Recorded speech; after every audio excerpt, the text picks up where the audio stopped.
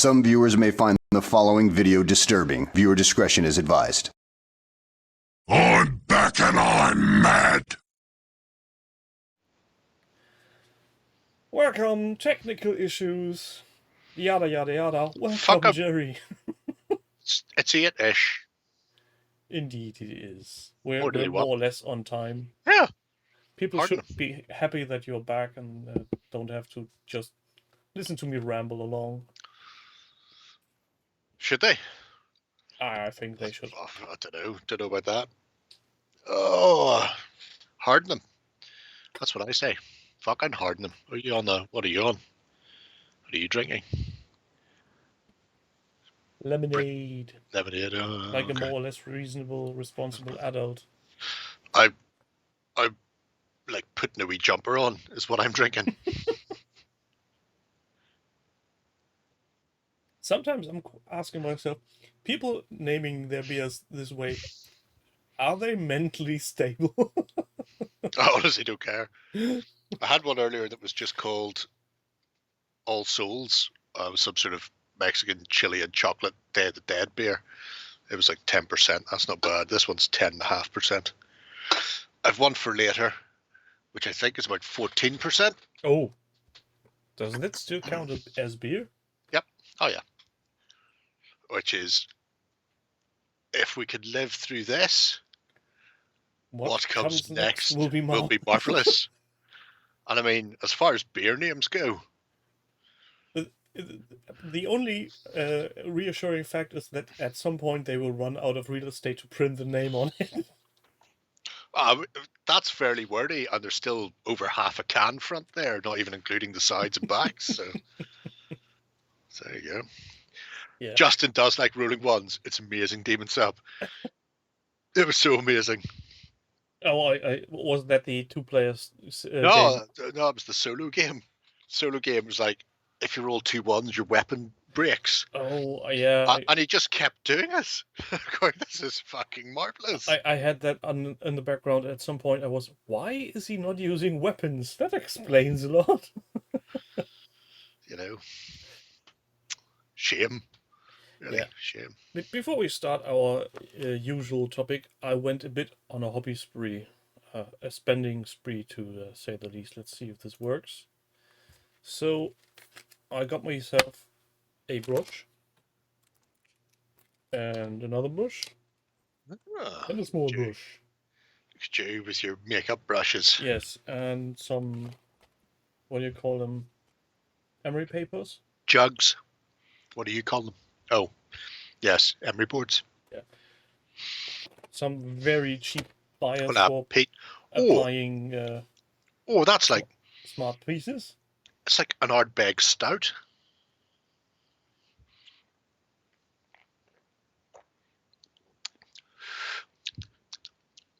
Oh, that's amazing. Sorry, do go on. Wasn't expecting that. The reason why I went there is because someone posted, you need to go to this Poundland-ish store because of these.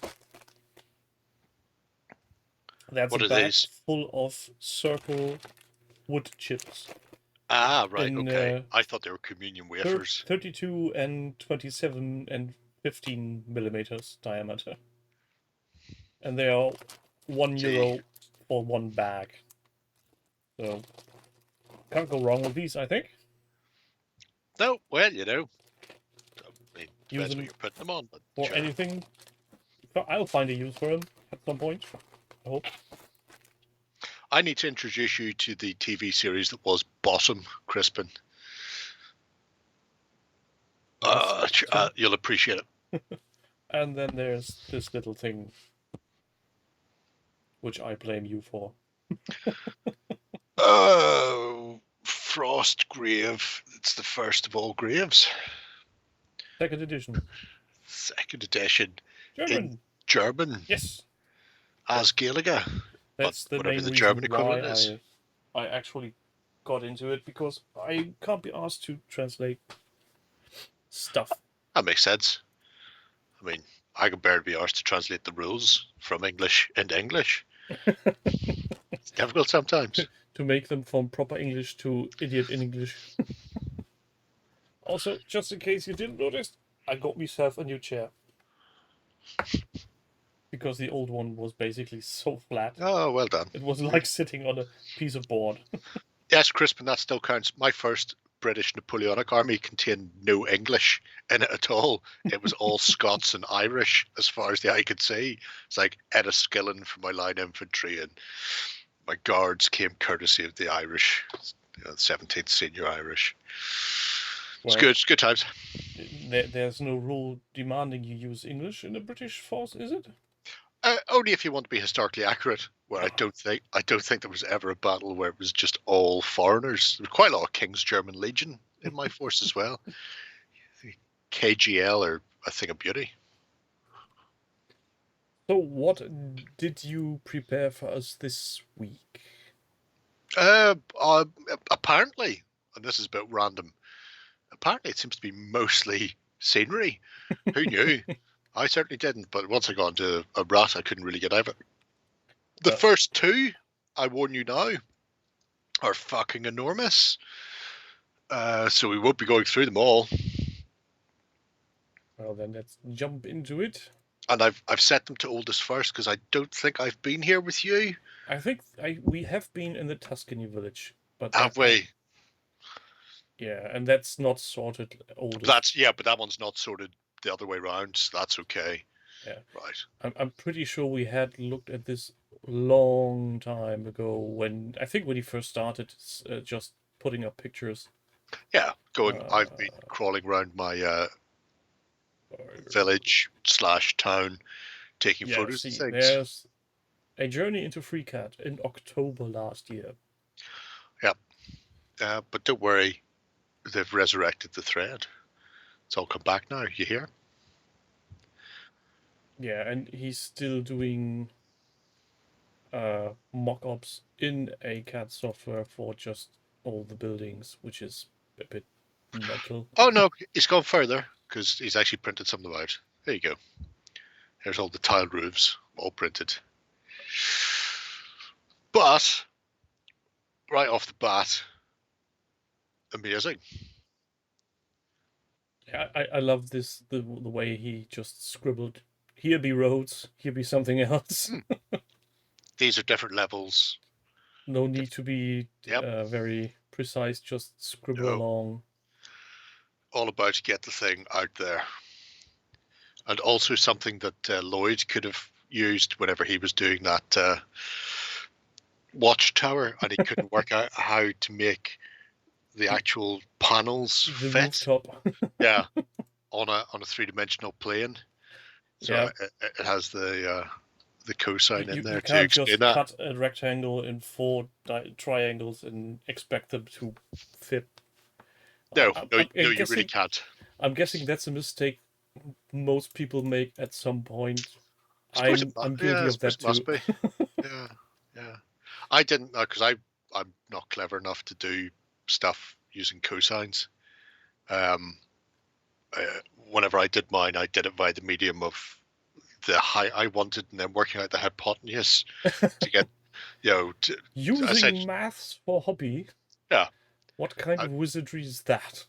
It was just a very simple thing in comparison, but it worked. Whereas young Lloyd went off book completely. But this is soap dodger level of madness. It's like here I've got my MDF that's all been laser cat. Now he sent it off to Razor Lab to do it. There's a few things like these in the UK, and I think they've got something similar in America. They call them Fab Labs in the UK, where you can literally go in. They're scattered all over the place. I think they're generally free to use. You just have to pay for the materials, and you have to book the time in. So if you want to use like a laser cutter and you've got something that's going to take you 5 hours to cut, then you're probably going to have to do it in like 5 1-hour segments type of thing. Yeah, so something similar is in most Europe, the maker scene, when attached to computer clubs and science thingamajigs.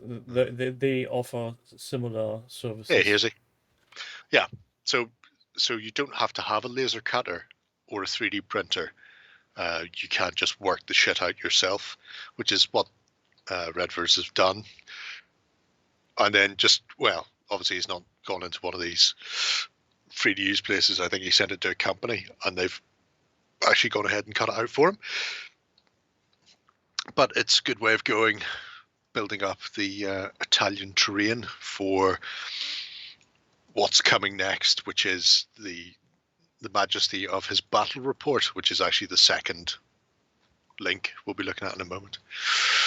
And again, this is something they started working on actually 2 years ago for the 75th anniversary, finally revisiting it. And as he said, it'll probably all be ready in time for the 80th anniversary. But, you know, gets there in the end. I like the fact that he's using this insulation foam that's usually made for dampening flooring and not using the thick XPS you usually use for insulation. It's probably because he can't get his hands on it. I don't know what's like in England. It's a bastard to buy in Ireland. You just can't. No fucker sells it. So if you want it, you've got to pay a fortune for it. I see Green Stuff World has started selling it in like A3 blocks for 25 quid, which is shockingly expensive, but it's got to the point where it's going to be cheaper for me to buy that from fucking Spain than it is to try and get it any other way. Well, which is outrageous. I think the stuff that's in the Army Painter, what's it called, Dungeon Master set, is almost as expensive. Well, yeah, but I don't want a load of shite with it. I just want the foam. Oh, I need is the foam. They sell the foam on its own, but it's just I think 1x1 square or 2x2. Well, so for larger, not really useful for larger pieces. And on the other hand, you could just order them from any hardware store in Germany. Oh well, yeah, I could do that.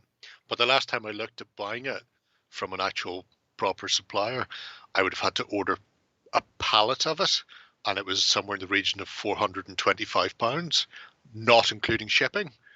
That was the pallet. Jeebus. I need, because I would literally have to buy a standard wooden pallet. Yeah. Stacked up to about 2 meters tall with it, because they don't sell to individuals, they sell to the trade, and no fucker in their nairn sells this shit. So it's I either pay the hobby tax and get raped for it, or I go to a trade supplier and then get raped for it. So you're saying, either way, my asshole is going to be puckered. So you're saying there would be money to be made if, let's say, a store in Ireland would buy one pallet and then sell them off individually? It'd be fucking amazing, yeah, it'd be great. Not going to happen, mind you.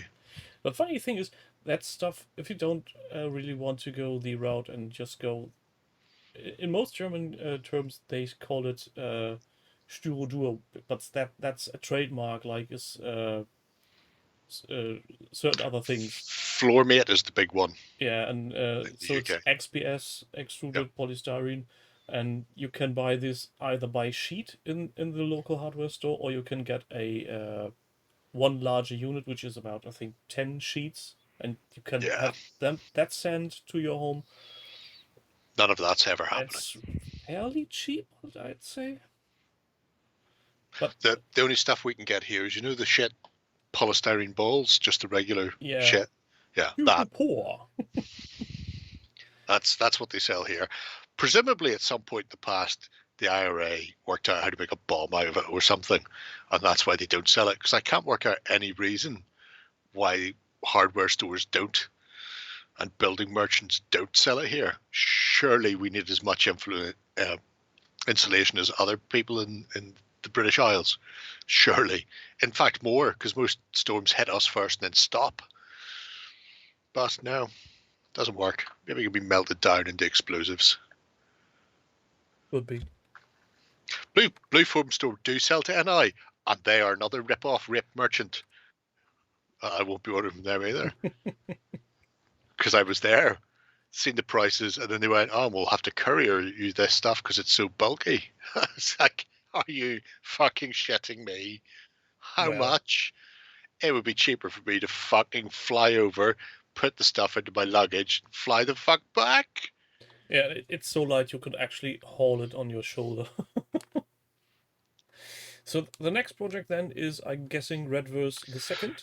Yes, so all the shit he's been putting together for Mediterranean-like buildings is part and parcel of this battle report. So he started working on this, like I say, back in 2019. There is an update as of last week, early this week, can't remember which, because there'd been a bit of a hiatus, but has returned to it. So I'm giving it to you from oldest first, but they are full-on battle reports, which are just, obviously a thing of beauty. 4 Flames of War, but based around specific actions. So it's not I've got 1,000 points, you've got 1,000 points, go, go, go. Let's No, there's no smash Wexford, into Northern each Ireland. other and just call it a day. That makes more sense, Hazy Boy. It's late Britain got involved. Yeah. So these are large, broken down battle reports. You get multiple turns, narrative fire, the maps, and then the also in-game shots. Starting off way back in the day, back in March, but going all the way through. And if you click into some of the pictures, you can see, fully arrayed there. It's a thing of booty. I'm just wondering, the amount of text they've written, how do people remember such things? I don't know if these are being played solo, in which case might be having a lot of time, or if they're recording it and then going back in later on. I know Free is actually recording her Lord of the Rings games, so then she knows what happens and then can just go out and pluck out individual bits and pieces. Also, But so potentially, you're telling me there is a Christmas episode coming up where the cat is jumping on the table all the time. I imagine so. It's probably already there. But this is a spectacular battle report for people who are interested in World War II or Flames of War, or just Monte Cassino, because as you can see, the initial battle report being played on a green sheet like nature intended, and jumpers for goalposts. And I'm Boys in the just, park. Huh? I'm just saying, because the audience can't see it, the scroll bar in the browser is about a third down just now. Yeah, So there's much more is to come. This is page 1. So there's a second page. So like I say, we won't be going through them all. But the whole point of this is actually the Monte Cassino campaign, because there were multiple battles for Monte Cassino, which is why in the first project they've been doing all that work building all of the stuff in Italy. So getting the streets and the churches and all the rest ready to actually go on and do the full-on battle. Yeah, Doug, isn't it? And not Wasn't it? yet Marvelous. utilized. Oh, video bat reps running the game. Wasn't it? Young boys. I'm guessing that's some kind of insider I'm just not aware of. No, not at all. Don't hit me again, Daddy. Ooh. But yeah, it's one of those things I love. It's a battle report, but it's also a very meticulous historical research as well behind it. So you've got the background plucked out of the books, the details are in there, the maps are in there. Somebody's plucked a load of foam from an upholstery place, which I believe was first done by some bloke in a magazine long before Lloyd ever did it on camera. But he still claims victory on this. It's because nobody's able to actually find a copy of that magazine. The bloke He bought them all to burn them. apparently. Nobody can prove me wrong. But it's really nice. I also like the fact that certain scenarios don't get played on the full 6x4. So they're reduced down to a smaller footprint because they are tighter, shall we say. Just It reminds me of robbing playing of infantry. Yeah, it's like playing the Normandy Bocage games, you play them on like 3x3s. Because if you play on a 6x4, you're never actually getting into combat. And so they require tightening. That's a buttload of effort put into this. Oh yeah, and like I say, this is when you're there, you're closer to the bottom than I am. But that's again page 1. So like the Tuscany villa, there's a lot more to see. Where he doesn't give me any more pages for whatever reason. I don't. No, I don't. You're No, right. the project system. It's because you're not at the bottom. Yeah, if you're seeing that, I'm at the bottom. There's nothing. You're fucking not. You're at the second Battle of Monte Cassino Part 2. Below that is Part 3. There's nothing. And below that is 4th Battle of Monte Cassino. The project system is not showing anything. Yeah, you may want to refresh that page, or again, don't, because it may kill it. I quite like it. There's some really nice pictures of the Americans entering Rome, along with them marching past the Colosseum. So again, you grab them from somewhere, but it's a really nice set of photos. I think the project system just bailed and stopped. No, because there's Part 3. Now there's more. Yeah. You say that, but I still think it's your internet. Because I'm in the same project system and I can scroll all the way to the bottom. Yeah, but the hamsters like you because you're eroding They like that much? as them. I don't think they know that because I'm still paying. And you're not even showing the badge. Am I not? Last time I checked, you didn't. That's when I asked you if they finally stopped charging you. Oh. It's entirely possible that whatever level I'm set at doesn't show it anymore. It's the pirate game. Take what you can get and don't give anything back. I'll just have to go back and find out. I can't even work out where you switch it on from.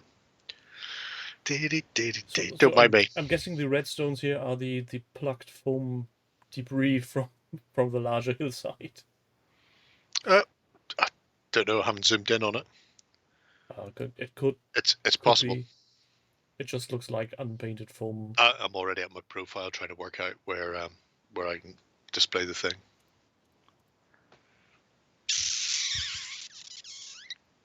Yeah, this is going on for ages, as people can clearly see, and somebody is having way too much fun with Tiny Fighting Man. Let's just hope their significant other isn't too mad about them blocking the kitchen all the time. Oh, I'm sure they'll be fine. I mean, why wouldn't they be? Kids, let's eat dinner in your bedrooms tonight. Again? Makes sense to me.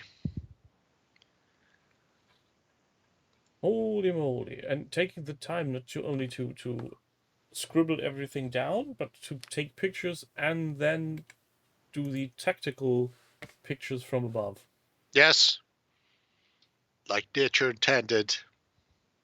Well, I don't know if nature intended anything. Nature like intended this, it. But you do you.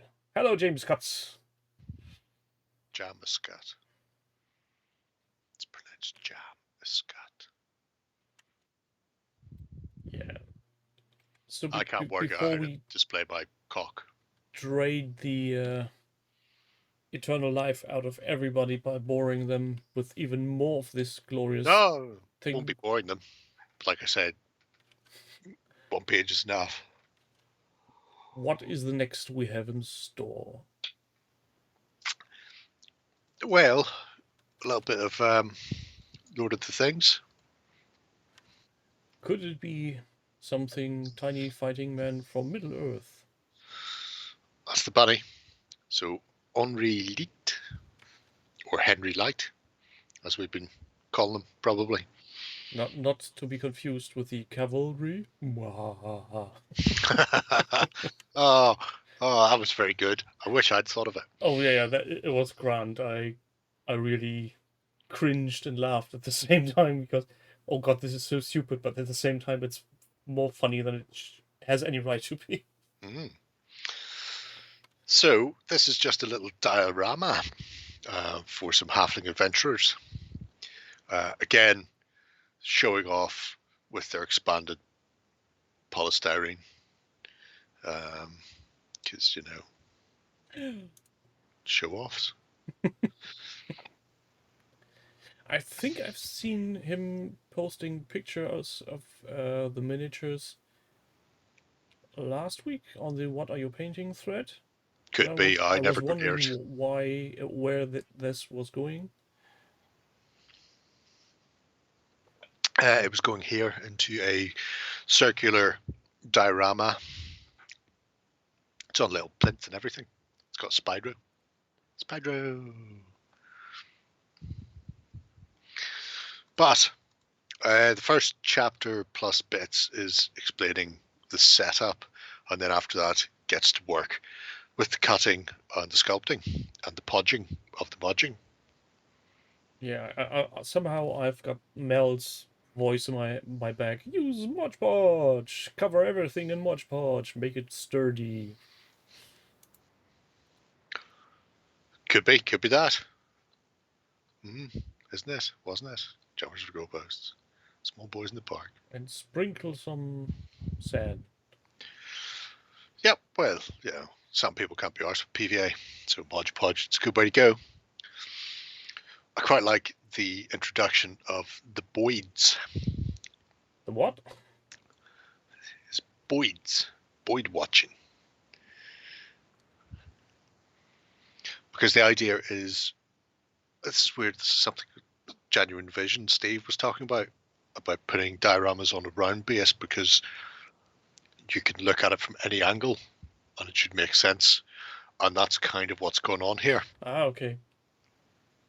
So if you were to put them on a rotating disc, you would have actually to watch something and not like the usual diorama that has a dead back end or a corner that's... Exactly, yeah. A fixed focal point, and the rest of it is just secondary or nothing at all. And the idea behind this is you can turn it in any direction. Well, actually, I think it's made to be turned, I want to say, anti-clockwise. There's a fox later on that gives you turning definition. Fox telling me where to turn. Well, Yep.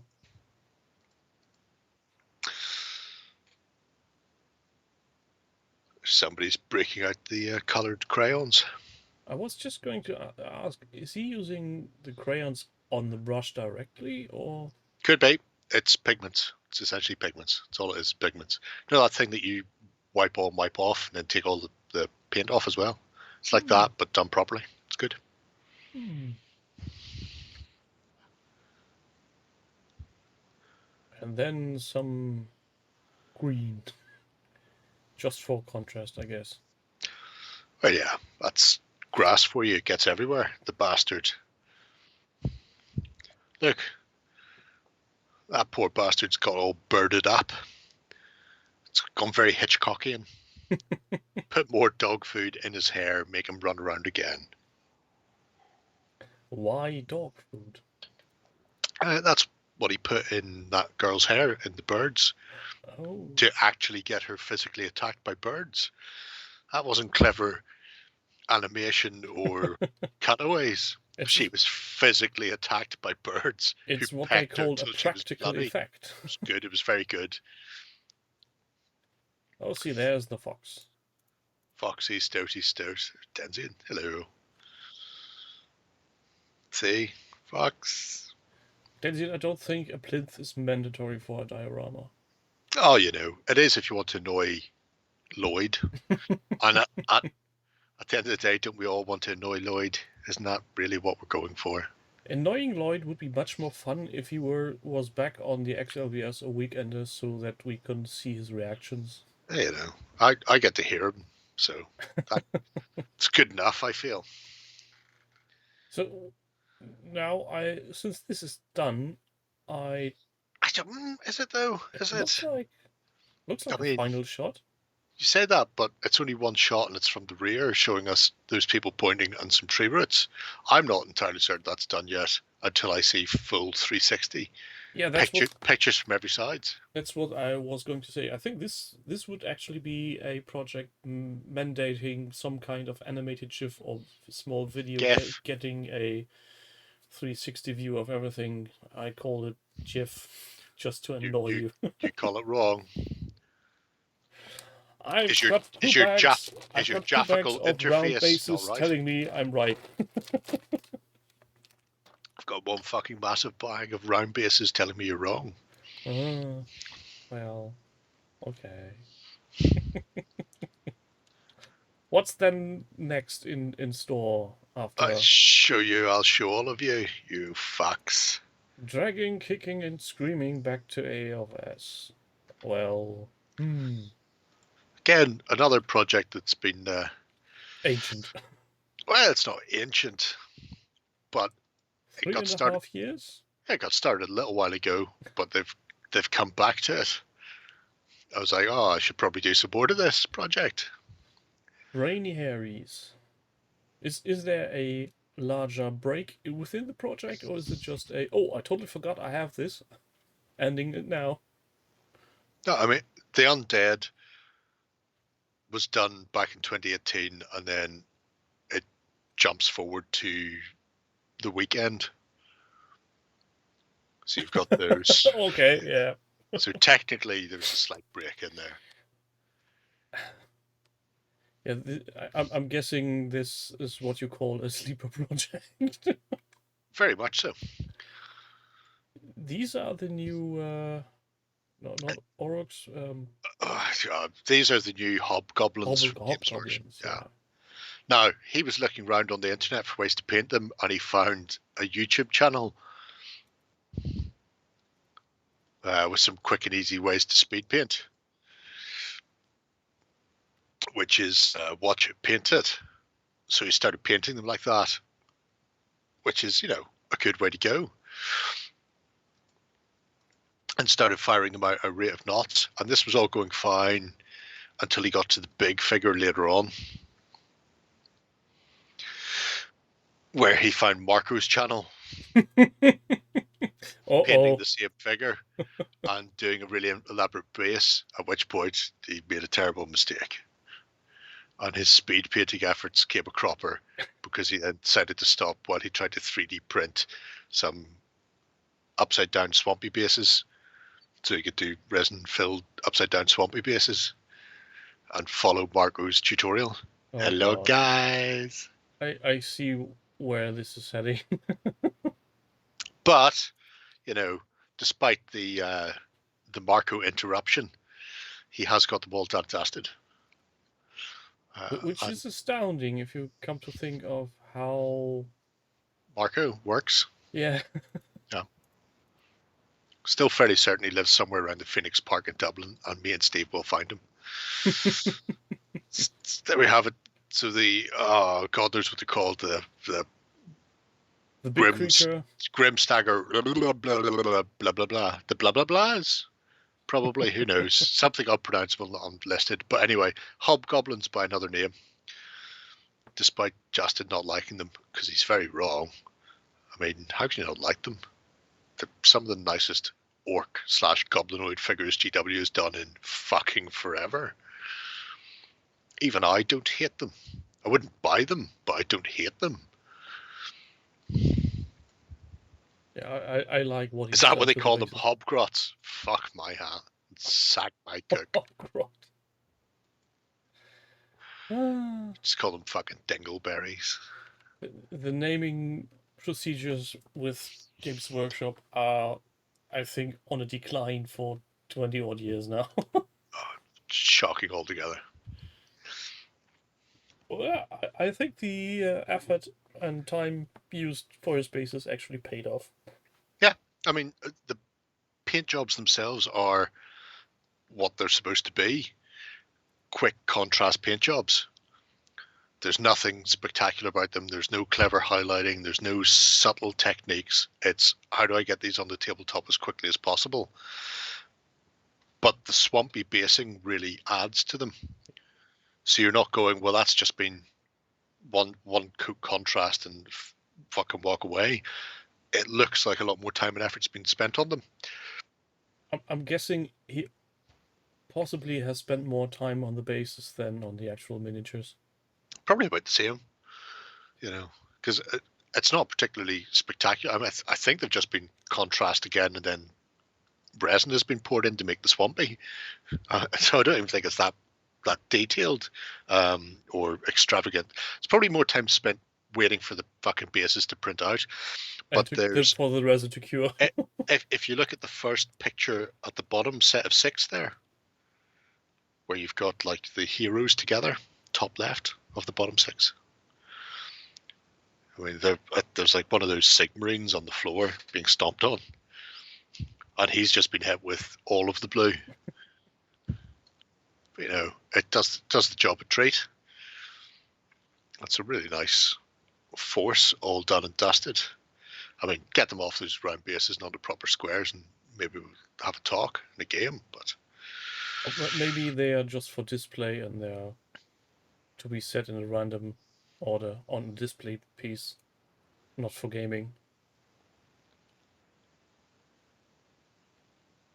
Orca, Goblin, and Tyrol.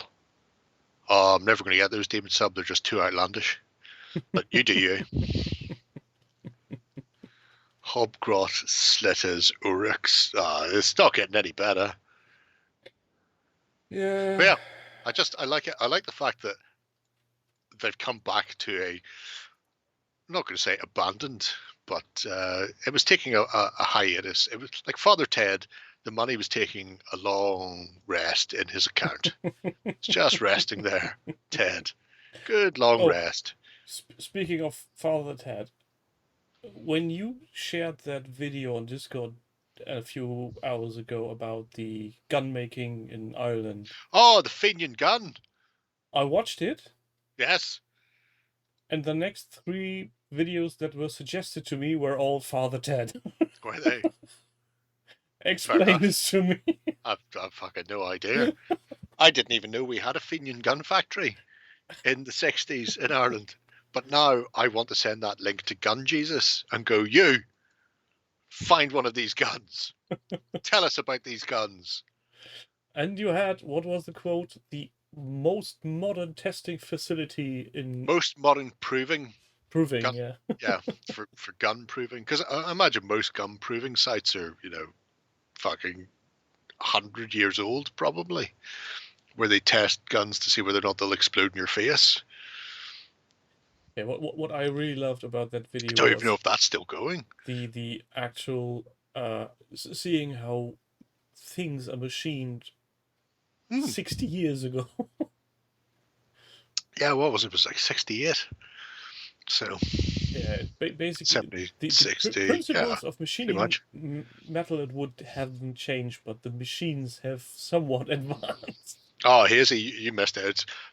There was a gunsmith in Ireland who opened the Finian Gun Company, and his first thing was a over and under. I don't know if it was a rifle or a shotgun. I couldn't tell. It looks like a rifle, but it could have been a shotgun. But the whole stock, the barrel slides out, so you can load it. It's not a crack breech with a hinge. The thing slides, and then you plug in and then slide it shut. It's fucking miraculous. I'm going, where the fuck has this come from? A wee bit over-engineered, maybe?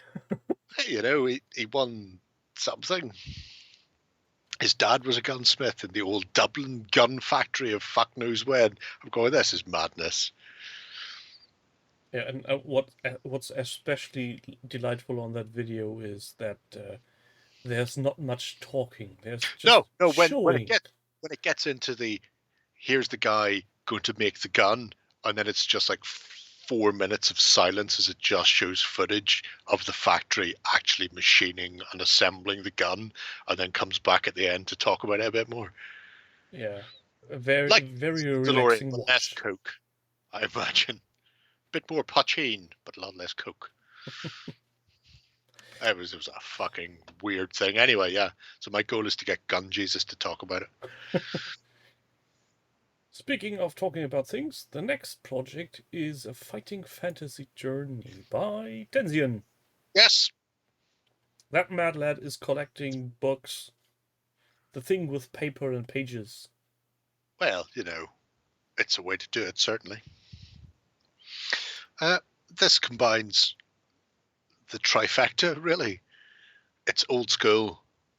It's technically battle report kind of ish. And I love it. You can't not make me love it. Now, I'm not going to tell you yet that you can't love it. These are things that I spend my afternoons in the public library with. Just going through every single adventurer book. Writing down the numbers of the paragraphs, drawing little arrows on where they lead to know where you went wrong. Never had so many comments for a project, Denzin. Oh, fair enough. That makes an awful lot of sense. But yeah, it's just terrific. Seeing it. I didn't realize that the anniversary edition had a map of Firetop Mountain for you to work your way through it. You know, it's a bit mental.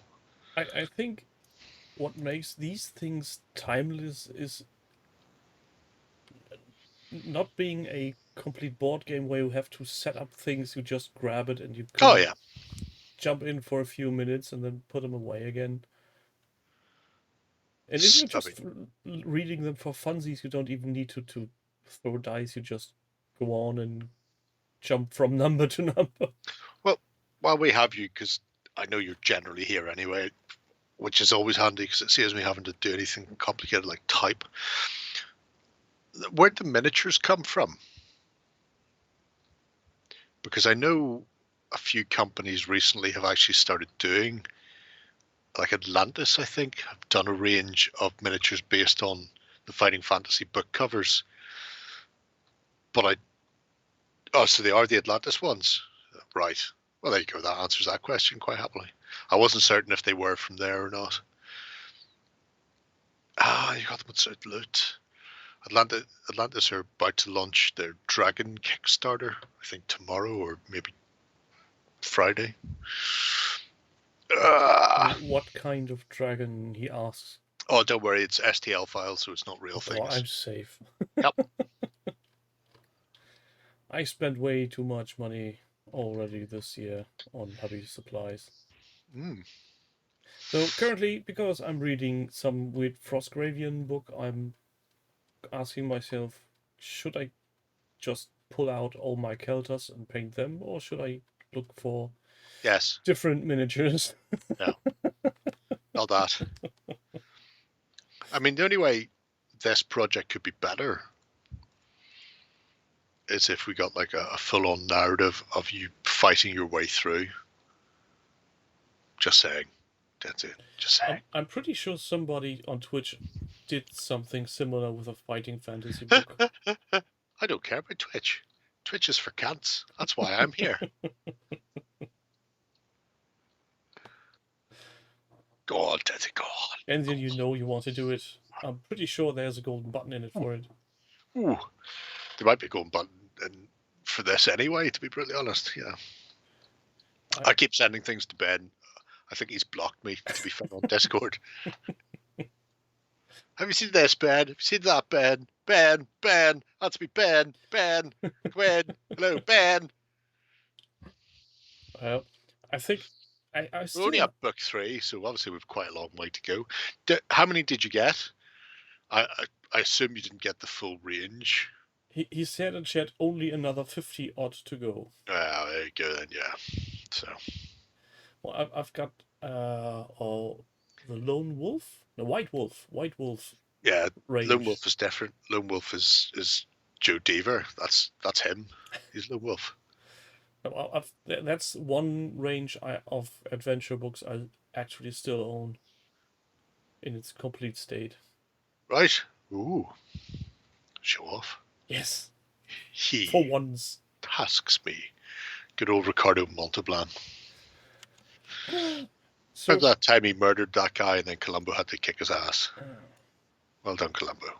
and while we were on the subject of things by what's his face again, McCulloch, Joseph A. McCulloch. Yeah, McCullough.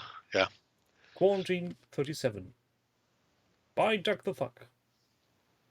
Doing little triple containers. This book This book by that man. by that weird person. He does.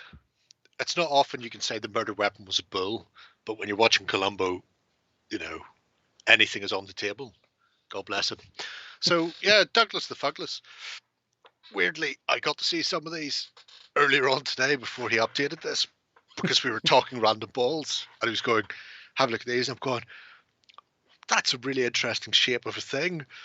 But I assumed it was much bigger until he said he put a Citadel paint pot top lid on the end as a hatch, at which point I'm going, is that a fucking cocktail stick slash toothpick pack? Because that is fucking genius. Yeah, the shape is very, very cool. Yeah. Oh, it's great, especially for sci-fi. And when he did these ones, I for some reason, when I saw these pictures, my mind went, the one in the middle reads retard. I don't know why. Because retards irritate you? Is that it? Could be. I can. It's a short step from that to loading people into cattle cars on a train, mate. Just saying. Well, You need to mellow. retards. See, there's a picture. I think it's like a 10-cent stamp with something offensive about retards on it. I can't remember what it was. Oh yeah. I can send it to you, Crispin. Wasn't that on 9gag something? It was somebody who crashed a car, and there was this picture like from the Americas. Yeah. Some kind of charity thing going on that. Oh yeah. It was supposed to be like a charity stamp. You couldn't get away with it these days. Star Saga doors with a variety of numbers. Actually, that's really good use of those numbers from GW. Yeah. I thought so too. Backward things. Oh man, I should definitely do that. I've got those doors. I've got loads of those doors. I love these objective markers he done. Yeah.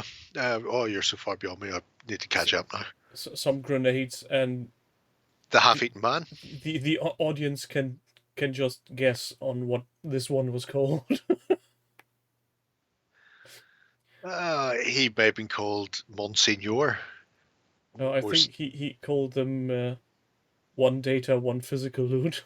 So left the grenades of physical loot, and the poor bugger holding up that tablet is just data loot. The White Dwarf decals recently were... All right. I didn't even realize they were new. They've used those numbers for decades now. They appear on all the SPAC Marine things. It's probably got its own GW like font name. Very much likely. Although they won't call it like a font because they can't trademark that. It'll be scribblings.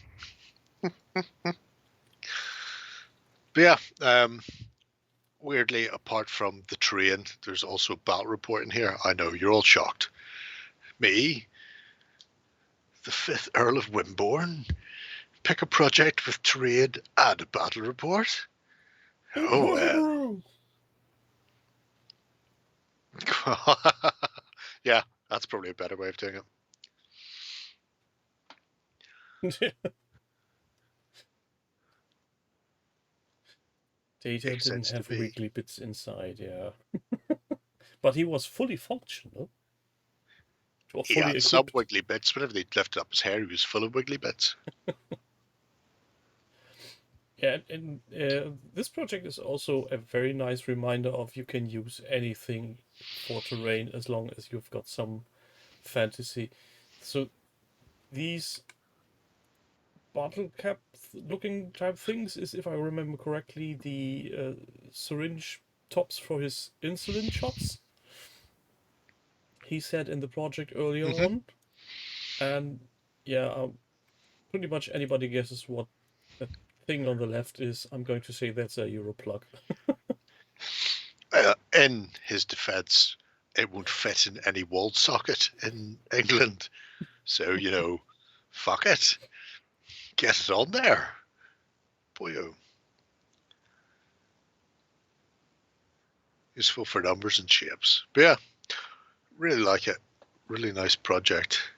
And good to see some games being played. I'm a bit of a whore for the games being played. Games being played, I guess, is a thing that may catch on at some point in the future. It will or it won't. Don't make me come round there. What can I say?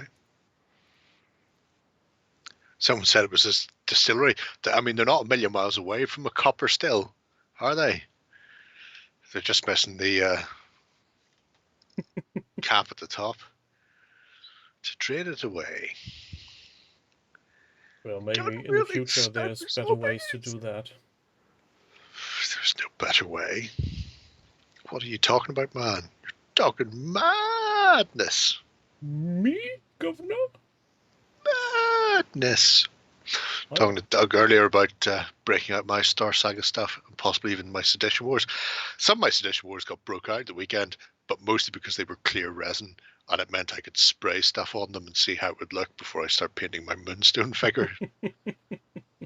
So now I've got to strip a lot of killer flip paint off some sci-fi people before I can prime them. These cards are self-made, or are they just for reference? Those little cards, I think they're from the download pack. Because if you go to the Osprey website, in fact, this is probably handy for you, although they'll all be in English, so you'll hate it. But the Osprey downloads on their website has all the spell cards for Frostgrave, for example. So you don't have to keep flicking back and forward to the book. You can just print out the cards. Oh, he's got so annoyed he's given up. Hi, Martin. What's that? I already have, there's a quick reference, the Perilous Dark Free sample section, and I also downloaded downloaded, he says, the cards. I just need to print them. Right, well, there you go. So same thing, but for space.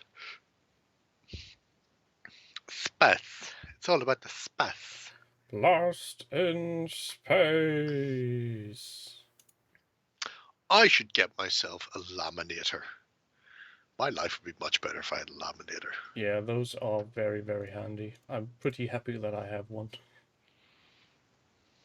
Though it takes ages to heat up, but once it's there, it works a treat. I used to use the one in the office when I was running the night shift. Just switch it on and then just go out and laminate a fuckload of things. Like all my Saga battle boards are all laminated. That was good. Very handy for BattleTech data cards as well. Would be if I played BattleTech or cared about BattleTech. But thankfully, neither of those things happen. At some point, you will be a convert too. No, I played BattleTech. I played BattleTech 20 odd years ago. Well, it's still the same game, so yep. What's keeping you? Because I'm not as big a BattleTech fan as my friends. Sci-fi, I don't really care about sci-fi. Would you be into a BattleTech version of fantasy sorts of things? Maybe.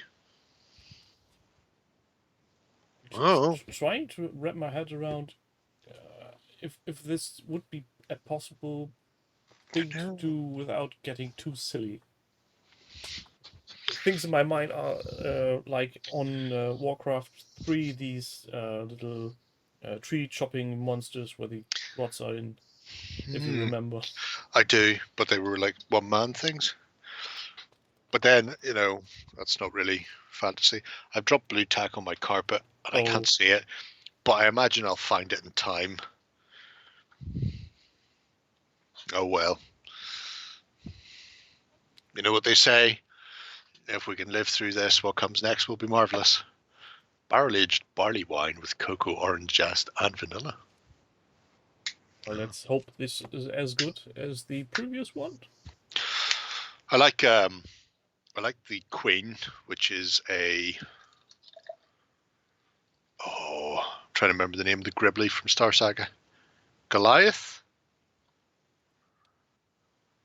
I feel they may have changed the name at some point, but it initially started as Goliath in the Kickstarter. Big Gribbly monsters are awesome.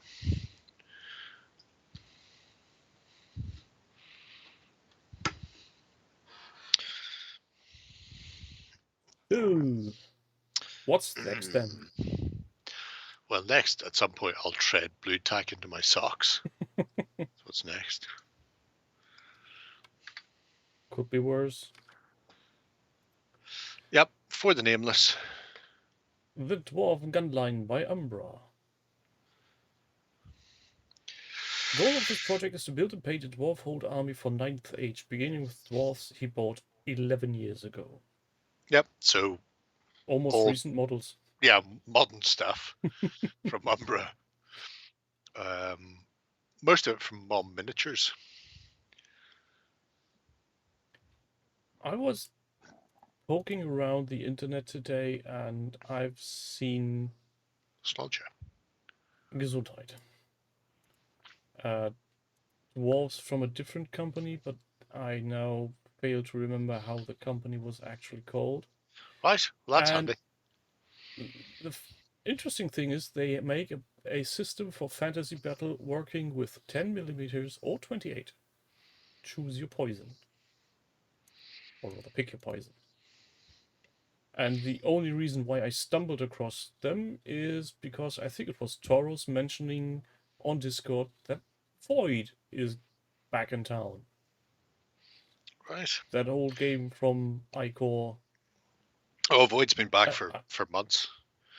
Yeah, I hadn't known, and last time I tried to look up anything on that subject, it just went blank. Scotia had the molds for a long time and then sold them to Seb to relaunch Void. Seriously, where is that fucking blue tack? Oh, no, found it. That's okay. Not tread into my carpet yet. Yeah. My work here's done. I just went over his page and had to write him immediately, asking him, have you any information you are willing to share? Just let me know. I'll spread everything. Hey, Mac. I'll spray everything. You're like a cat in heat. You're not right, mate. You're not right. And it took you more than a year to realize that. Well, you're wrong. You've gone wrong. This is another resurrected from a hiatus. Yeah, and we had been here before, but that had been some time. Yeah. Well, it was May. So at least it was this year, unlike other ones where I'd been here, but it was 2 or 3 years ago. So added a few bits and pieces to it, pushing it up to whatever the fuck that is. The standard size of a battle in 9th Age is 4,500 points. I dread the thing. I mean, I tried to read the 9th Age rules once and they made my fucking head hurt. So I have no idea. I imagine 4,500 points is the same as 2,000 points, but they've gone for half points for things just to try and make it different from Warhammer for fucking reasons. Copyright claims. Yeah, that type of thing. But look at that flame cannon. Isn't that a darling? It is. And I love the gunner with his welding shield. Yep. He's hot flame bitches, he screams, although nobody can hear him because he's behind a shield. What irritates me a bit is the miniatures from Archives of War is on a square base and the machines are on round bases. What's with that? Fucking no clue. I assume it's some 9th Age retardism.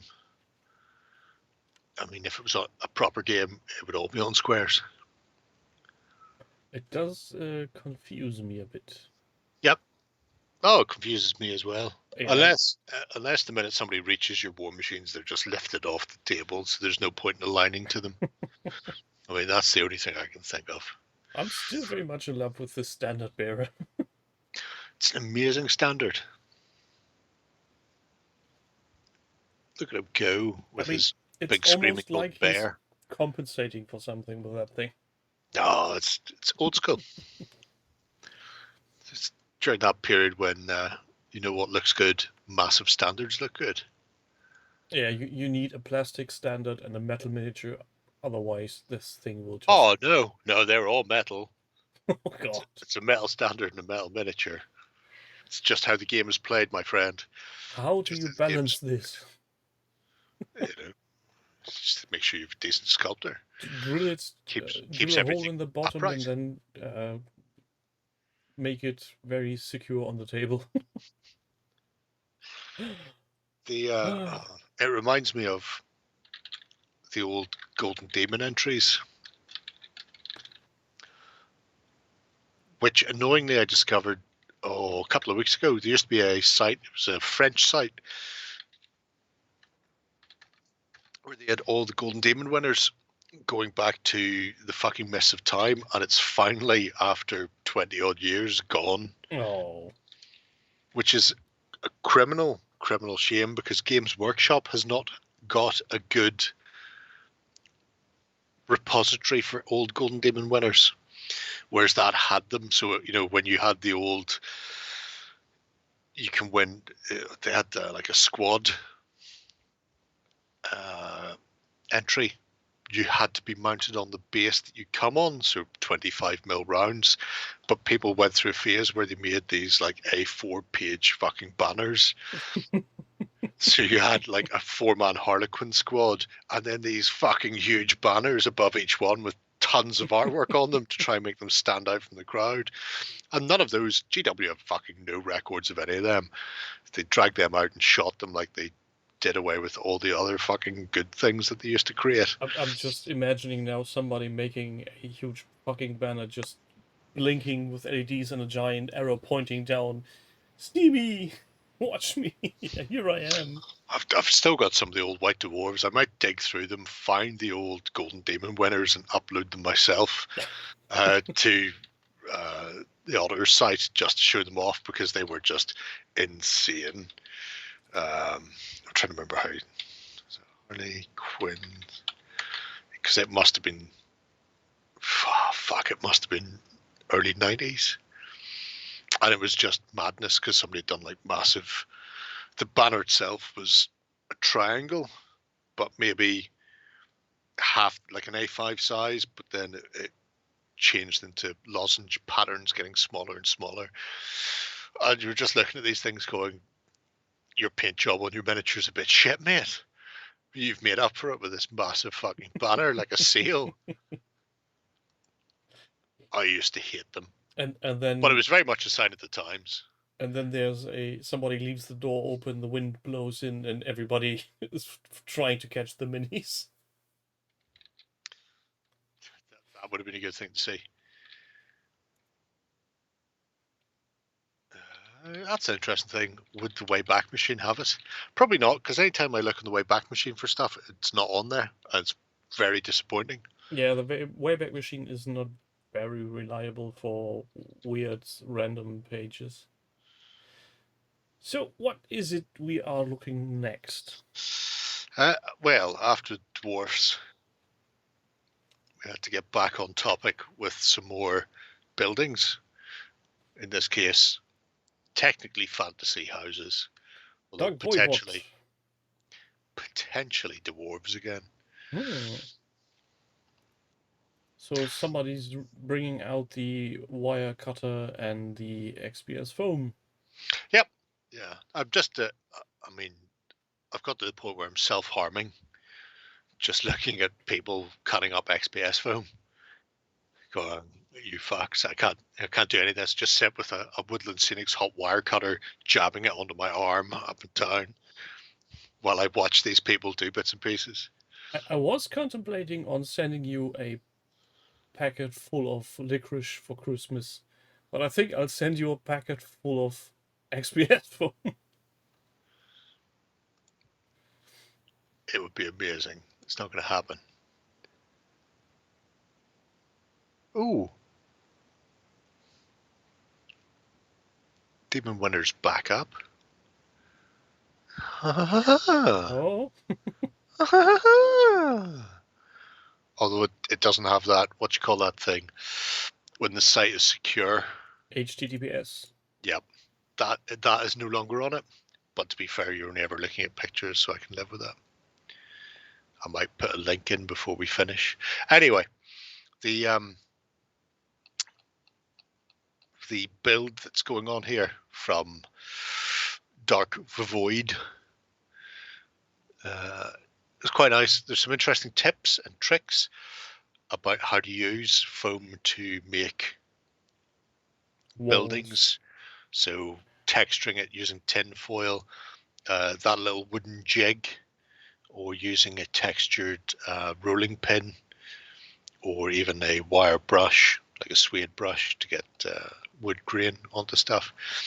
So it's fairly comprehensive, even though it's only just started, I suppose. Most thing I've just him doing there is something that, oh, come on, get on with it. Get on with it. Let's see. Can I get this in picture? Probably not. I wouldn't have thought so. This is going to end horrendously. Hold on a second. That makes sense. This one, then we need to cut off this one. Building terrain from Yes. XPS. Sure. If you say so.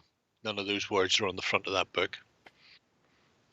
No, the book actually reads Gebäude, Tabletop-Gelände aus Hartschaum, but this See? is also available in English.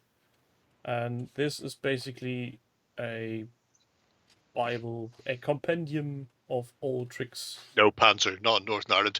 I can't state this enough. XPS is not available in Northern Ireland. I would know. I've been looking for it for now on 30 years. You just can't. Yeah. And I've been to some fucking weird places. Dark alleys. I've gone up the fucking Shankill to Building Supply Merchant, which at a time when the Drum Cree protests were on, and if they'd found out I was a TIG, I wouldn't have come back out of that place. So, if you get a hold yourself some XPS, I can very much recommend this book. If you don't get yourself some XPS, this book is no use to you. You should at least give his tabletop YouTube channel a tip and a nod and a wink. Yeah, that's Michael Martin doing the Tabletop Workshop. It's a mostly German channel. I don't know if he has already launched his English version channel. I think he contemplated about doing so. Yeah, to be brutally honest, I've never seen it, but I have for years been watching it. Yeah, and he's done some very interesting Kickstarters. So he did the modular terrain, which was plaster casted dungeon walls and tiles, which I backed and built, and they are still sitting around waiting to be painted. Makes sense. And then he did this book, and this year he did another book, which is currently in production and will be delivered sometime next year, which is more or less around dioramas. So, Tabletop Workshop on YouTube, look it up. Be there or be a rectangular thing. Yes, as the kids say. So back to this, because this is basically what Michael and Gerard from Shifting Lands do more or less often, teaching people how to use these tools. And I'm pretty sure this jig that's attached to the Proxon hot wire cutter is the one from Shifting Lands. Could be. That certainly makes sense. Because it's the same. Or at the very least, there's a lot of words. It's the same one I have, and it's somewhere printed on there. Yeah, this tool is really handy. It smells horrible, but it works like a charm. It smells horrible. Why are you sniffing your tool? Don't answer that. There are answers you don't want. Irony. Yeah, and this is, I'd say, the XPS 101. Yep. See, there it is, shiftinglands.com. Sure. At some point, I need to get myself money from those guys promoting them all the time. I can, Crispin. Not because it's so massive I can get down to it. It's just the stench is so permeating.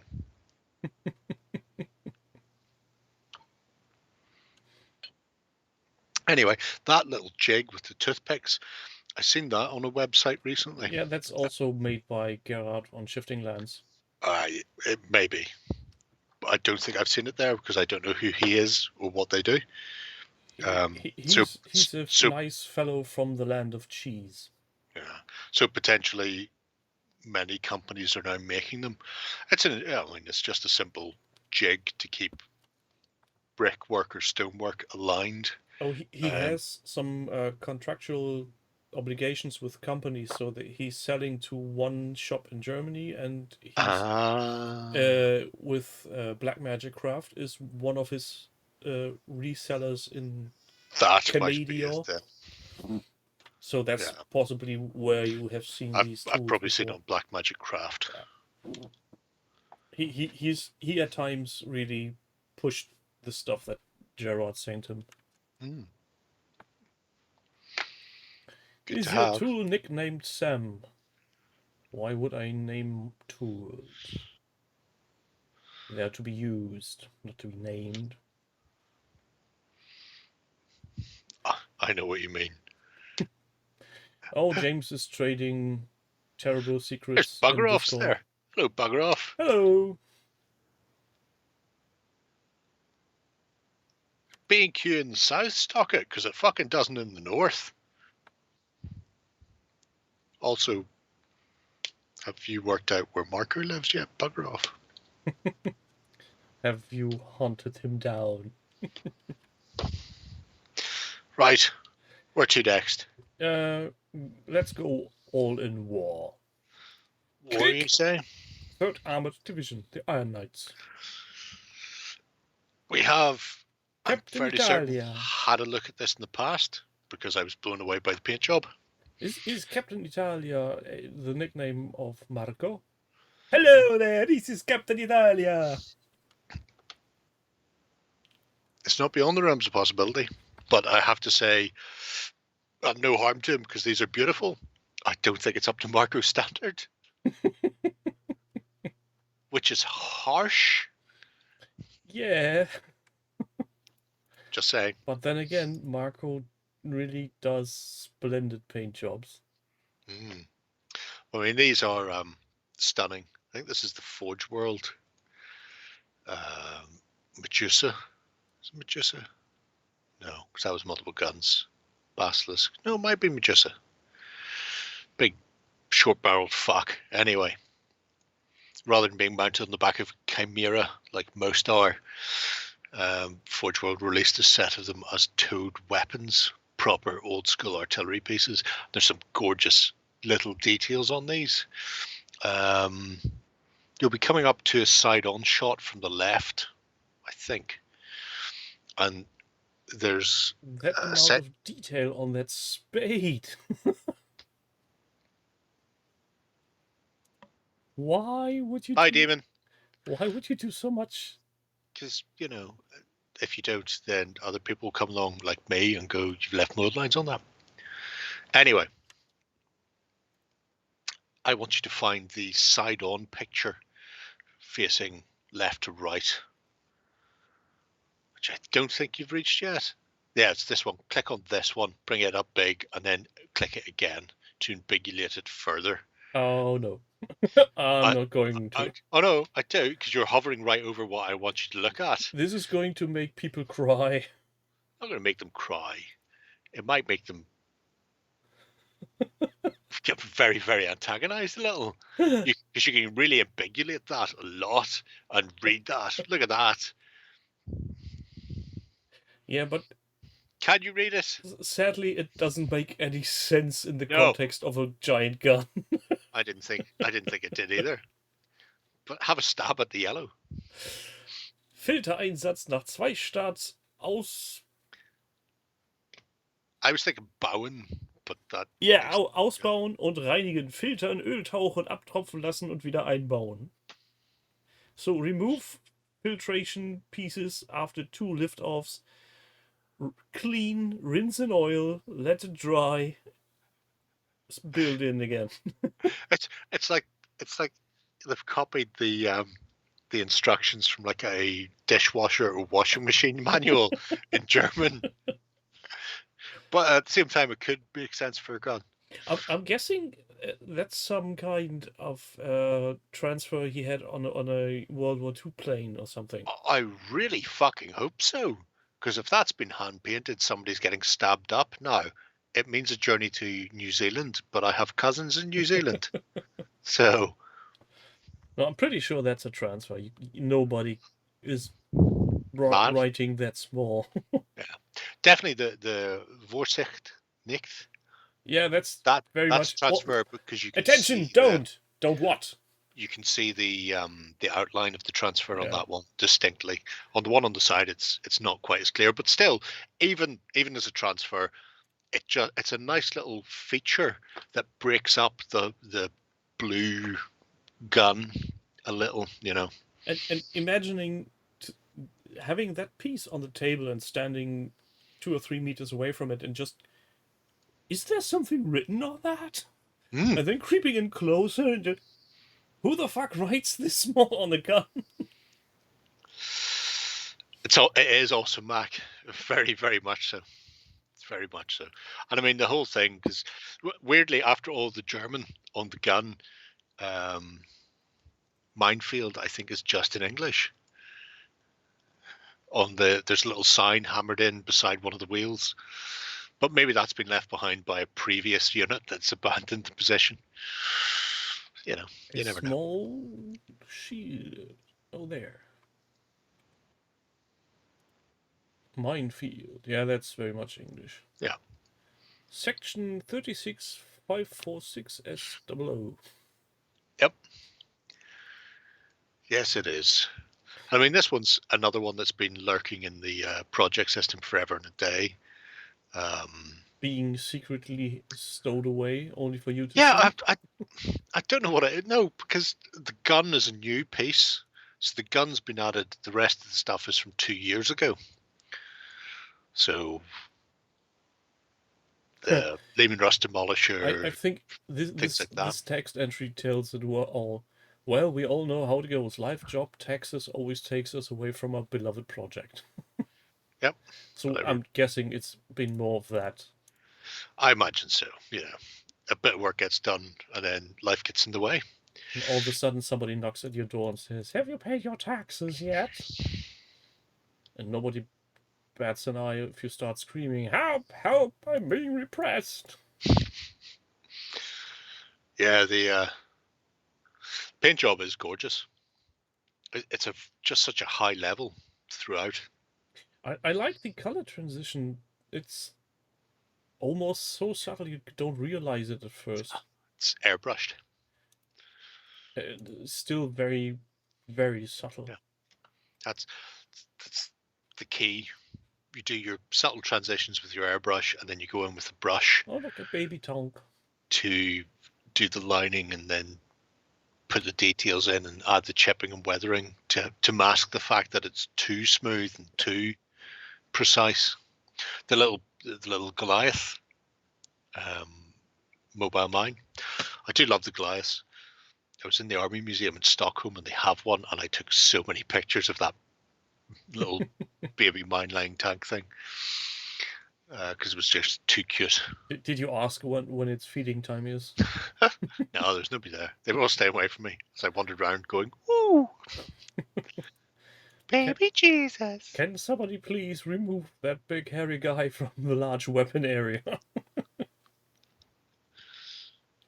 Quite like this one, so obviously you're a bit back, but I decided to break up the color by just painting the barrels in metallic, which is similar because when I've been looking at doing some things like Jagdtigers, painting the barrels in the primer oxide, because they were supplied as replacements sometimes, and if you didn't have time to paint the camo on it, you would have this camo tank with a grey or red barrel on it, because it needed to have a very high heat primer, Red Rocket.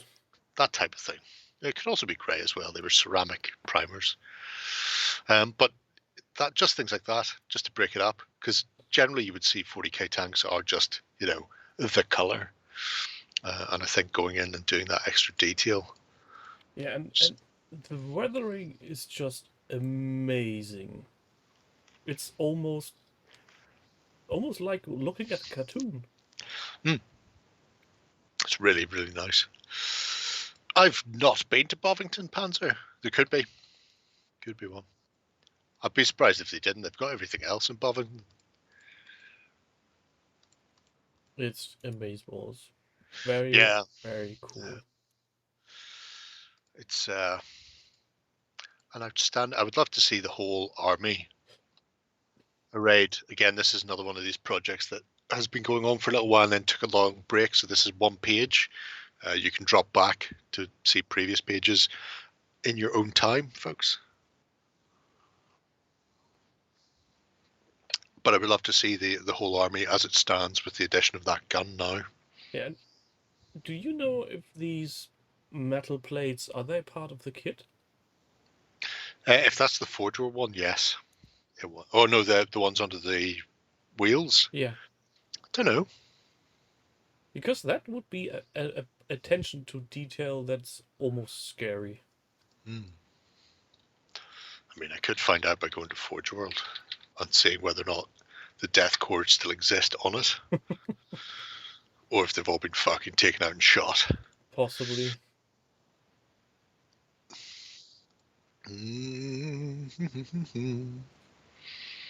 Armies of the Imperium. Krieg. Show me that. Medusa. Oh, it was the Medusa. Oh, well done, me. It's been a while since I fucking played 40k. No, the sand plates to stop it sinking into the mud are not part of that kit. That one is the ones for the bottom legs that you're looking at, but the ones under the treads themselves aren't, unless they sold a separate piece, or he just punched it out himself out of plastic card. It's, however it is a very nice touch to the Mini. Giving it a bit more... Especially since they have it for the back legs, it makes sense that it would be under the main chassis wheels as well. Yeah. You know. Especially if you think that this kind of heavy machinery, when that thing fires, there's pressure. Oh, it's just going straight in the mud and you're never getting that fucker out again if you don't. Yeah. Good luck firing your one shot. You don't need to dig trenches. You just fire that thing a few times. Let it plow itself through the ground. Yeah. What's Stunning. there's this YouTube channel, the Tank Museum. That's something. Yes, that's Bovington. That's the one they're talking about in the chat. Ah, okay. They would occasionally do things like let people pick their favorite tanks and stuff. John's very annoyed he's never been asked. So if anybody has any weight with the Tank Museum, if they could let Bovington know that there exists Warren, one John. Warren or Shay really want to do it. Oh, could you imagine if one of those got to do it first? If Justin got invited over but John didn't. I could imagine. I can't see myself watching that. It would be devastating. Ben and free. Oh yeah. Oh, they're already in the country. They wouldn't even have to pay for them to come across. It'd be good. Free visiting the museum, getting to climb into one of the bigger tanks, not being able to get out again, calling through the barrel. Hello. Trapped inside, I'm just going to play solo route for the rest of my life. Anyway. Tent cats and cushions. But yeah, the whole project there from Captain Italia is amazing. Captain Planet's worst cousin. Oh, he moved from the United States to New Zealand. Yeah, that's why I was saying I had to go to New Zealand to attack him. Not easy. Doable, but not easy. Well, next on then, Retreat from Moscow. Let me guess. This is something to do with Silver Bayonet? Technically, yes. But Scribs started it before Silver Bayonet was launched. He knew it was coming, and he was basing all his paintwork on a series of pictures of the retreat from Moscow that were done in grayscale. But now started to go so sort of off book. We're not seeing so much of the people anymore. Now we've started to move into the monsters. So first off, a Pixie. which is a bit weird to see in grayscale, but what? I like it. I say grayscale. As you can see from the picture for the actual project, it's not completely grayscale, but there's a lot of grey going on there. Yeah. You know. Also, it's very cold, so. Yeah, snow is grey, sky is grey, skin is grey, everything's grey, you're grey. Mood is grey. Russians are grey. But yeah, interesting to see the bits and pieces that have been added since they kicked off, because it had been up until now fairly traditional, Napoleonics. And even then, like the Jaeger battalion there being added is still fairly typical, looking particularly good. I do just like the greyness. So grim. Oh, it's so. I mean, it's one step away from invading Finland. Grim. I don't think they should go there. Well, you know, occasionally they do, and then they suffer for it. Napoleonics was one of those periods. But things like the Pixie and the Hobgoblins are really nice and very different. So these are Fomorians from alternative armies, which is weird because the Hobgoblins that North Star are listing, which are Oathmark Hobgoblins, were listed as Fomorians once in their catalogue as well. Seems like when people really want to do something a bit Fomorian-like, they eventually become Hobgoblins because people go, Celtic myths. I don't think we're ever actually going to fucking do it. Those are clue markers. So Silver Bayonet uses clue markers. So he's made his own rather than just actually having to put down little tabs or buttons or whatever happens to be. I was just using objective markers from Kings of War because it's the best game ever. But these actually give, I think, the whole thing a bit more pizzazz. Oh yeah, very much so.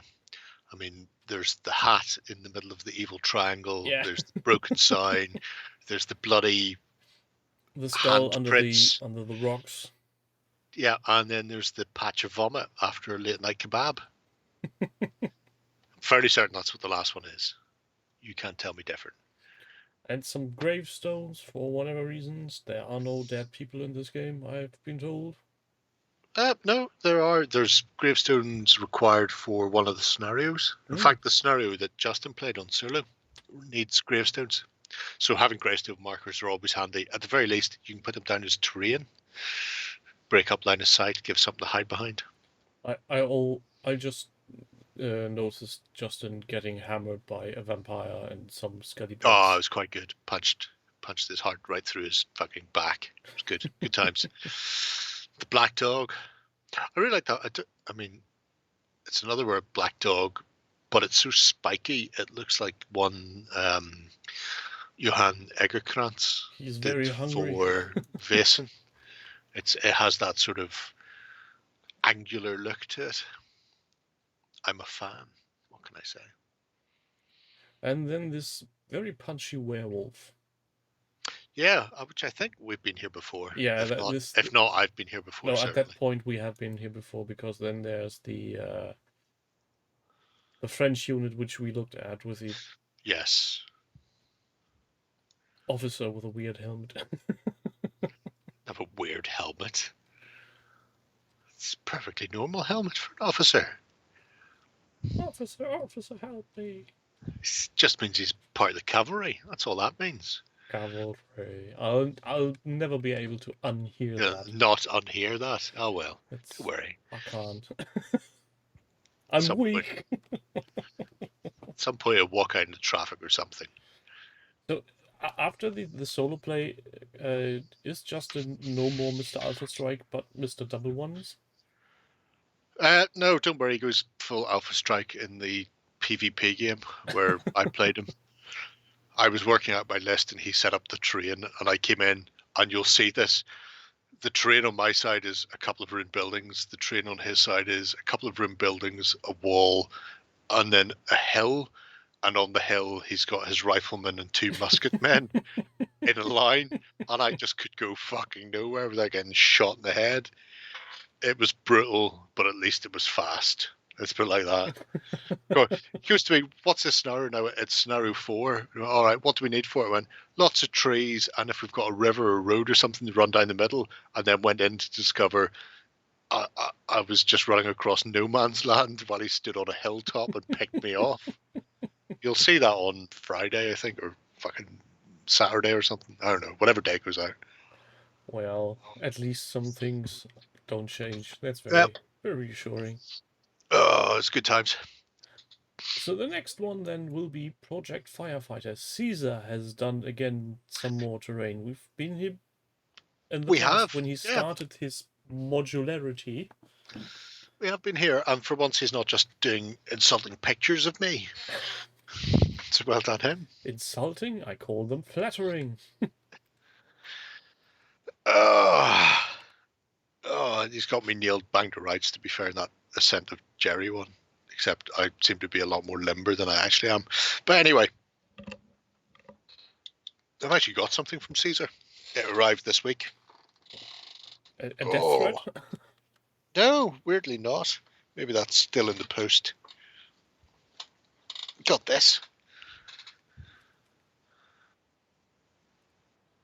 It's a book. A Dark Crystal. Dark Crystal game.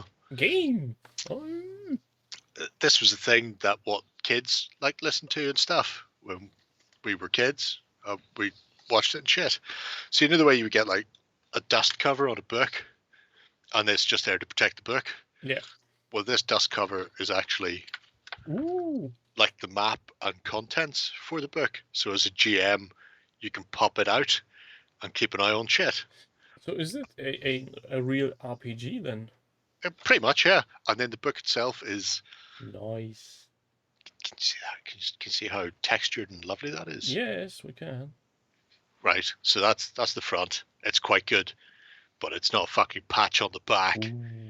Ooh. And that's all embossed or engraved into it. And then the book itself is lovely. A lovely book. Lovely book. But was he involved in making it, or why did he send it to you? Yeah, he was involved in making it. His brother works for River Horse, and him and his brother do shit on occasion. The bookmark is like a GM screen type thing with tests and experience bits on it. And then there's a bit at the back that just fits into. But there's some double page spreads that unfold. That's a very minimalistic. If I can fucking find them. GM thing. Game Master screen for that size. So there's several ones like this where it's just like unfold and look at the whole thing, cunts. Oh, nice. It is. It's really, really nice. I heard they remade Dark Crystal or did like a TV series or something recently. Yeah, last year there was a TV series. I got halfway through and then somehow we lost our way. I think the series got cancelled, sadly. Did it? Oh, that is a shame. I'm not pretty sure. I need to look that up again. I would like to finish that series because it was actually good. I must go back. I love the original Dark Crystal. In fact, Warren was talking before I started working for Base of War that his kids had never seen like Labyrinth, and so I sent I had a copy of like the 25th anniversary, and it was double DVD pack of the anniversary edition of Dark Crystal and Labyrinth together. And so I left them in for Warren to show the kids. And then like months later, I said to Lloyd, when we were playing a game of Saga, I was like, did Warren get them? He's like, I brought them home to show Anne. Haven't got round to it yet. So presumably they're still in Lloyd's house somewhere and Warren's kids still haven't seen either of them. But, that's horrible. But I think possibly in the new year, Jack and Chris might run a wee game of this for us, Mm. which would be really good for me. I imagine all the other kids won't know what the fuck it is. I'll just have to sit there with my head in my hands the whole time. Yeah, and Anyway. as Crispin has said, the season the series on Netflix was a prequel to the before times. What happened to all the creatures on I the? assume it was something like, if you know the original, this is great, but that's not enough people to maintain the viewing figures they require, and kids these days don't want to see Muppets. Oh, can't tell if that was the problem or I, just. I imagine it would be, because kids are the worst. They're just little shits. Yeah, I'm not going to argue about that. Terrible, terrible bastards. Anyway. Little crotch goblins can get in your way. So yeah, been building up some a lot of scrap building terrain tonight. I don't know what it was. Maybe it was my inner me wanting to actually build some terrain or something. I don't know. Yeah, being constructive at a point. This see, this is the thing. Next to me, there's this mountain of plastic that one person from the Americas has sent me. Yes. All the Horatio nose blowers, please raise your hands. I know I'm not going to play any game with it anytime soon, and yet they cry to me, build us, and we will come. No, you fucking won't. You will just be built and sit in a box again. It's terrible. Build-A-Bears. Outrageous. So this is his latest project, this round piece.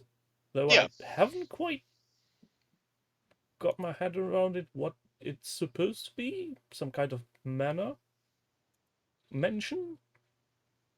High-class building? Sure. One of those. Definitely. Or maybe not. Who knows?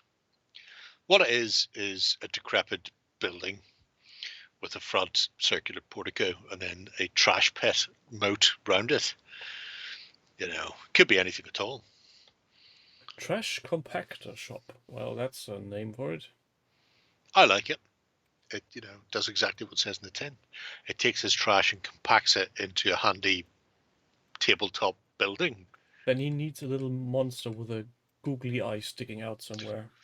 Like Salacious Crumb. That, yes. And while we're on the subject of Star Wars, I'm very much looking forward to the Book of Boba Fett launching in about 2 weeks. Ooh. And never mind that. I mean, the new expansion for the Old Republic launches right now. In fact, I can't play it because I'm sitting here talking to you bitches. Well, then it's very much fortunate for you that Just saying. this is the second to last. And Second to last, yeah. now going back to Middle Earth. Back to Middle Earth. Anyway. Hey. By James Stockwell. Yes. People may remember a long time ago he had some Urkai on a shelf and he's using them for Kings of War. And then he got distracted. And when he was distracted, he built Warrior and a whole other army. Still haven't seen my fucking like you Urkai do when pike. you get distracted. You know, just saying. Just saying. So let's start with the scenery, because fuck it, why not? It's been one of those nights. Quite a lot of scenery going on there for Warrior.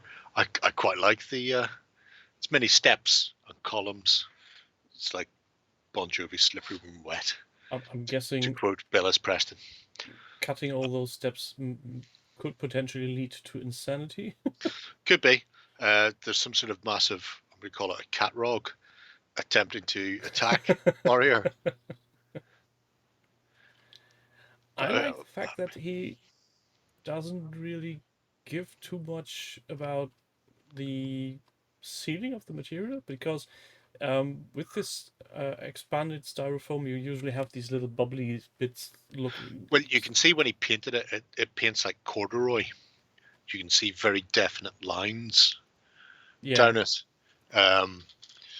So, and I like it's that, a look, it's a thing. I like that he kept them more or less, and it just pulls everything together for some weird reason. I mean, vertical stripes. It's slimming as far as an underground dungeon world goes. Lie, you fools! It's very good. I like it. I can't see many people running up those steps. Going up, going down, going up, going down. But if you're just playing on the 2D, it's obviously line of sight blocking, so that's always handy. And if you want to have people up there, then you can do that too. There's a little jig, so you can do steps.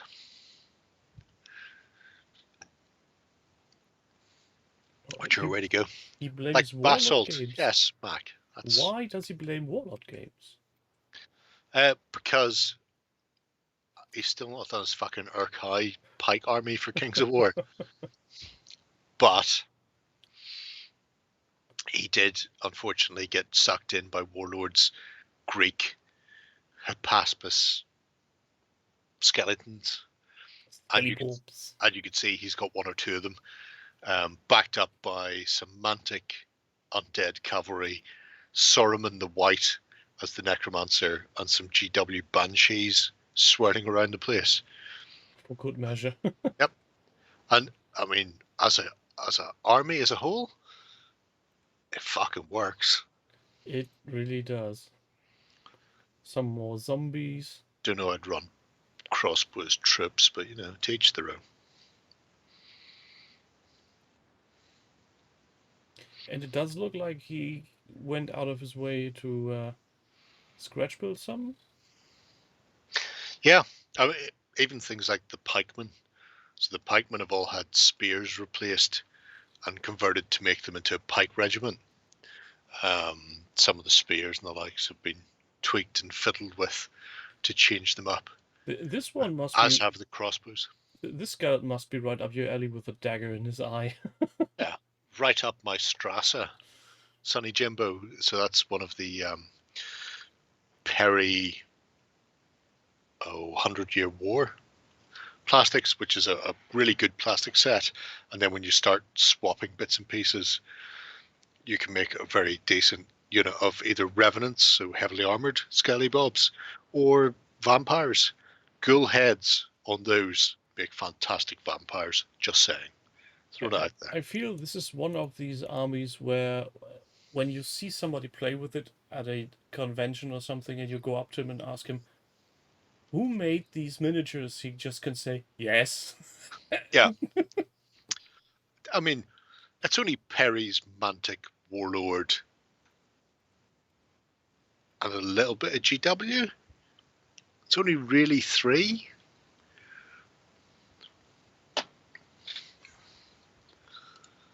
But, yeah, there we go. Oh, and Kel Surprise, a small battle report as well, because I love myself. I love me. Me likes battle reports. Therefore, me picks battle reports to show you. So we all love battle reports. War of the Roses. There we go.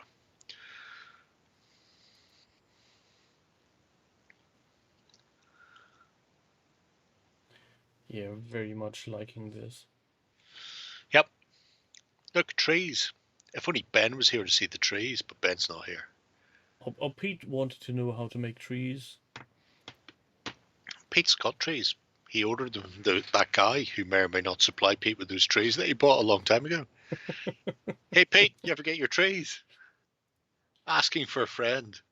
PT tree? Petri dish. What?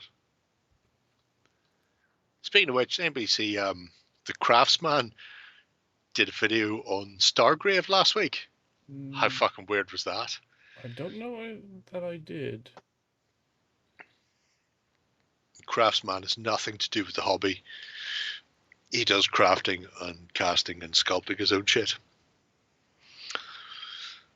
Then he got his hands on some Stargrave sprues and did some kit bashing.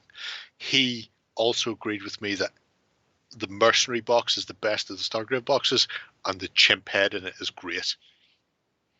And I was waiting for him to build a chimp with a pistol and a suitcase to match mine, but he didn't. He gave it a rocket launcher in the end. But you know, you can't have everything. Still right up there. You got your trees. There Oh, you that's go. grand. Worth the wait. You good? Worth Nice. a wait and good. I just need to do this. I'll add this to the thing because people will probably be wondering. Because I'm like that. Oh, free.france. That sounds like a horrible site for using. Nope. No, it's great.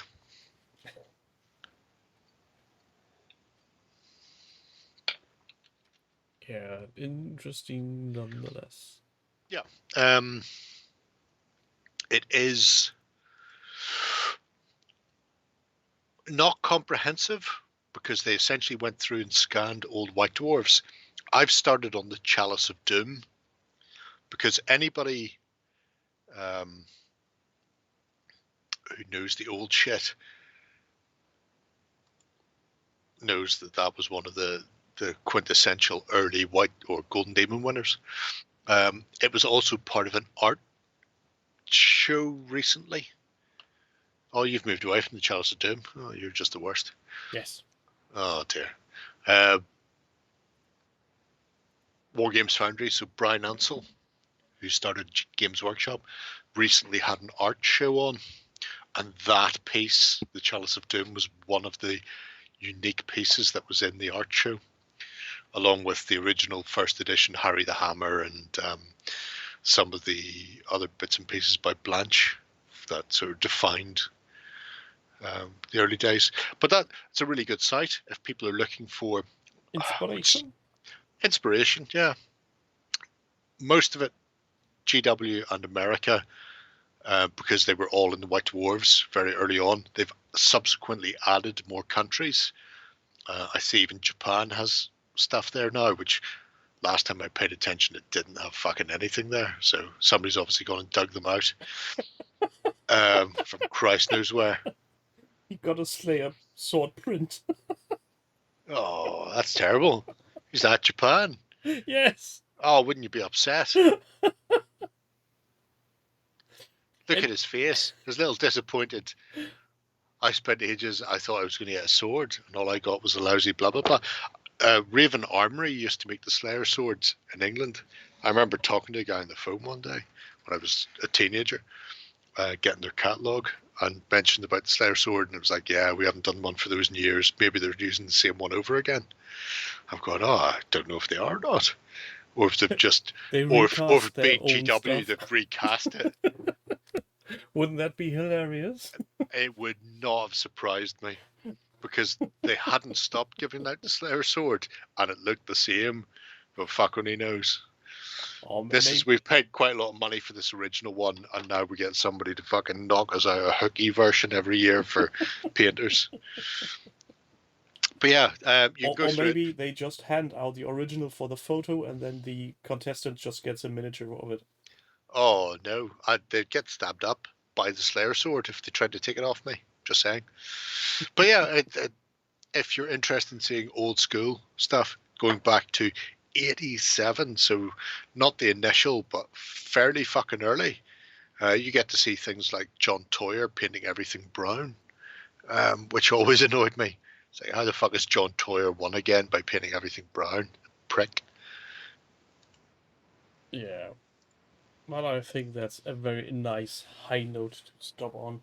Yeah, I think so as well. John And Toyer is a people prick. can just go on and watch other people's painting from 30, 40 years past. The important thing to take away from this, right, is not that you're bad at painting, but you're equal to a Golden Demon winner from the 1987 period, or you're equal to a Golden Demon winner from 1991. Things move in stages, and you're not bad, you're just behind the curve.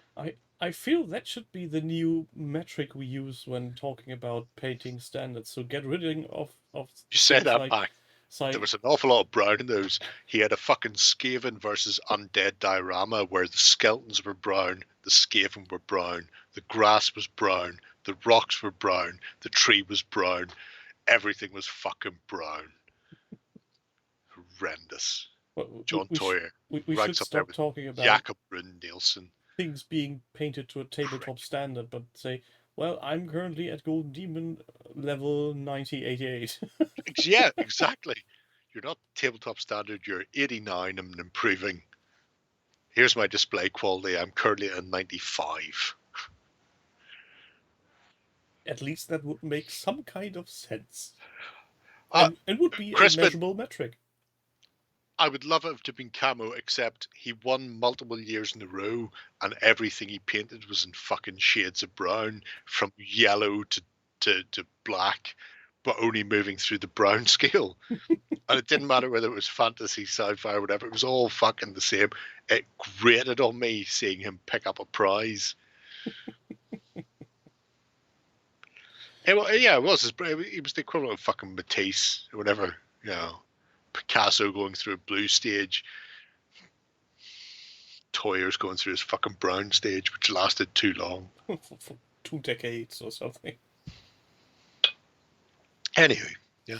So there you go. Well, with that very pleasant discourse on brown paints, I thank Jerry for taking time. Yeah, no problem. Being here again. I'm not saying you're getting in my way of playing Star Wars. You can't. Yeah, we'll let you off now. I'm also fucking building bastard raptors. These things are fucking huge. How huge are they?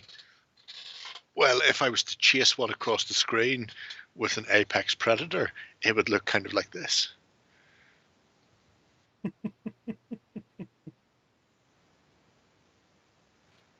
Oopsie. Not very small, no. Just saying. Okay, people, you lot get out of there, paint stuff, build stuff, be Write merry. battle reports, you facts. Very, very important thing. Very important. You guys on YouTube, hit the like button, hit subscribe. There's only 2 people. Hi, Lena, and whoever else the other person is. I think We've it's still, have we decided who it is? Horatio. Ah, right. He's commenting Hi, on every Horatio. video. Hi, Horatio. See you a lot next week. Have a good one. Bye. Tatty bye.